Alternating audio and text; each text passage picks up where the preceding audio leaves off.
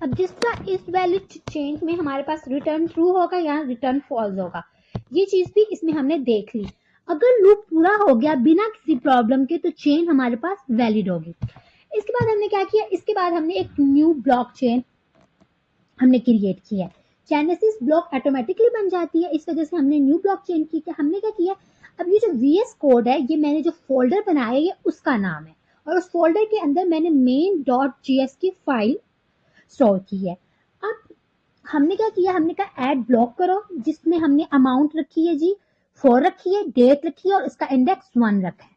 Second हमने block add करवाया जिसका हमने कहा है कि इंडेक्स 2 है, डेट ये है और अमाउंट 50 है। सही है, अब हमने ये कर दिया है। उसके बाद अब हमने क्या किया है, अब हम दोबारा अगर हम लूप की तरफ फ्लो की तरफ आए, फ्लो चार्ट की तरफ, तो हमारे पास एक ब्लॉक रह गया tamper test, chain 1 data change rehash और रीवैलिडेट। अब हमने टेम्पर किया, मतलब हमने एक चीटिंग करने की कोशिश में। अब जो हमने ये वाली चीज लिखी है, इसमें हमने क्या किया कि ब्लॉक 1 का डाटा सीक्रेटली हमने 100 कर दिया, डाटा टेम्पर कर दिया सिर्फ उस ब्लॉक का हैश, और फिर हमने उस ब्लॉक का हैश को अपडेट कर दिया। फ्लो में भी हमारे पास यही बात थी कि हमने टेम्पर किया, पहले हमने डाटा चेंज किया, जो कि मैंने आपको यहाँ पे दिखाया कि हमने ये देखिए अमाउंट क्या कर दी, 4 से 100 कर दी। फिर दूसरी चीज हमने क्या किया, फिर हमने कहा कि रीहैश करें, मतलब इसको दोबारा इसका हैश कैलकुलेट करें, हमने यहाँ पे कैलकुलेट हैश कर दिया। फिर हमने क्या कहा, फिर हमने कहा कि रीवैलिडेट चेक करें कि हमारे पास वैलिडेट है कि मतलब इसकी वैलिडेशन चेक करें। तो हमने ये वाली लाइन लिख के इसकी वैलिडेशन हमने चेक कर ली। अब हमारे पास लास्ट का जो हमारे पास रह गया है वो है console.log आउटपुट।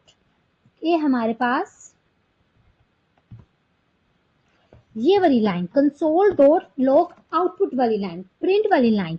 अब जो हमने ये पीछे काम किया था, जो हमने ब्लॉक चेंज काम किया था, पता है यहाँ जो हमने ब्लॉक फर्स्ट ब्लॉक का डाटा हमने चेंज कर दिया था, टेम्पर किया था, यहाँ पे प्रॉब्लम क्या थी, क्योंकि ब्लॉक 2 का जो प्रीवियस हैश अभी भी पुराना हैश स्टोर करता है, इसलिए इस चेंज वैलिड चलाने पर पूरी चेन हमारे पास इनवैलिड आएगी। जब ये मैं आपको आउटपुट रन करके बताऊंगी फिर मैं आपको बताऊंगी।